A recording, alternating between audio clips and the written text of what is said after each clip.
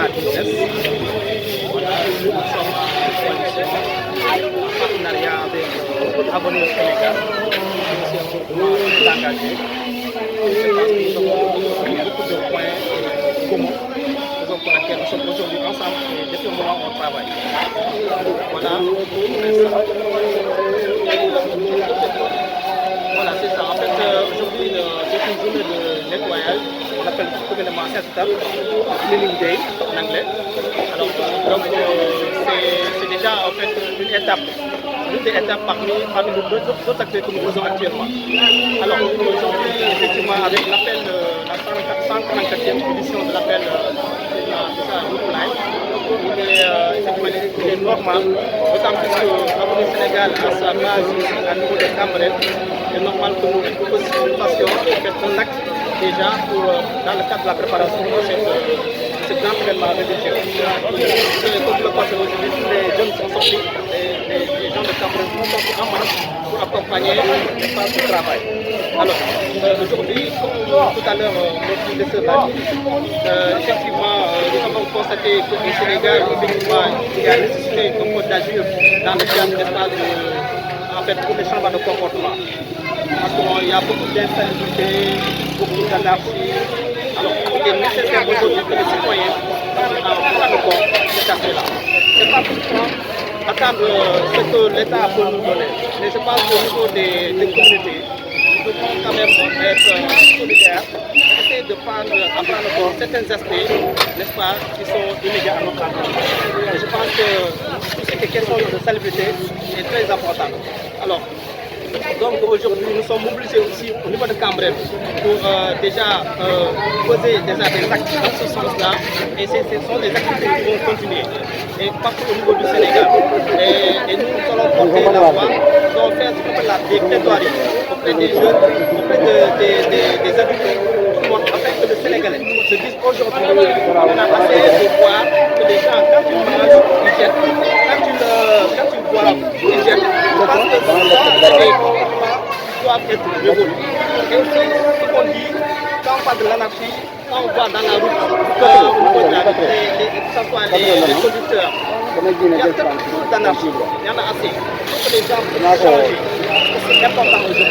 C'est ça qui accompagne le développement. Voilà.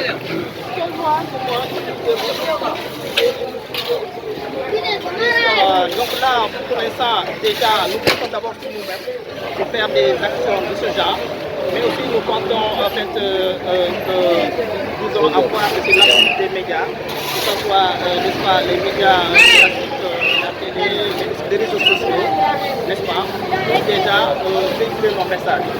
Nous allons aussi rencontrer des porteurs de voix, nous allons aussi rencontrer des leaders au niveau des comités, que ce soit aussi les chefs privés, les chefs religieux, en tout cas les politiques, pour qu'ensemble on puisse porter la voix du changement de comportement. Donc c'est comme ça que nous avons notre stratégie. Est-ce que vous avez déjà fait des ateliers plus de sensibilisation, par exemple dans des réunions pour appuyer comment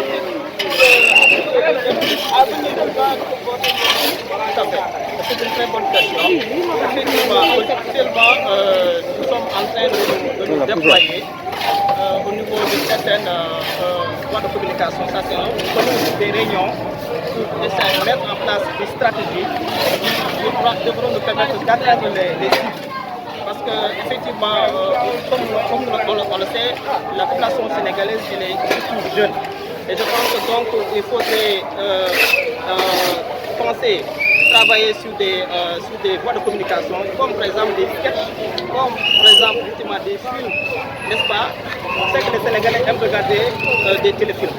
Et là déjà nous avons un projet de réalisation de téléfilms qui va aussi participer dans cette sensibilisation-là, pour qu'on peut toucher ces jeunes, n'est-ce pas?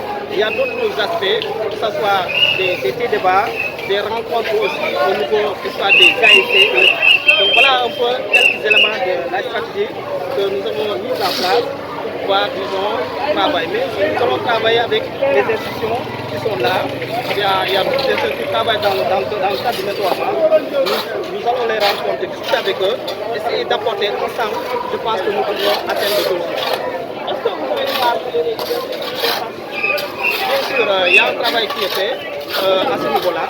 Et si déjà au niveau de Cambren, effectivement, il y a le maire qui a accompagné ce groupe de partenaires, qui a accompagné déjà cette initiative, c'est une bonne chose.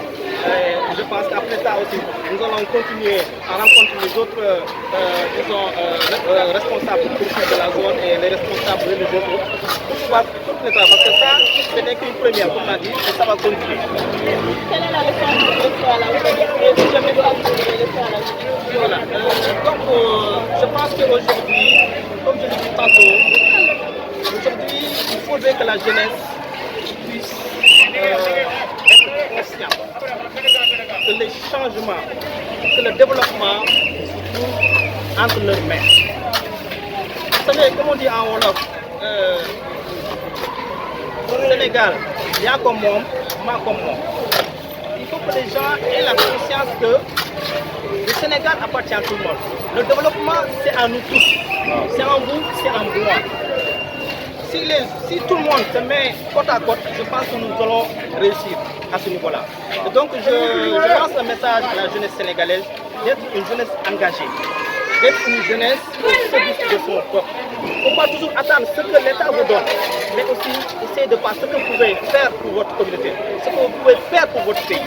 Nous aussi, nous aujourd'hui, on se sacrifie pour pouvoir apporter quelque chose. Et je pense que si tout le monde est dans cette voie-là, le Sénégal ira bien. Et je pense que c'est fondamental que nous ayons cette conscience. Oui. Voilà.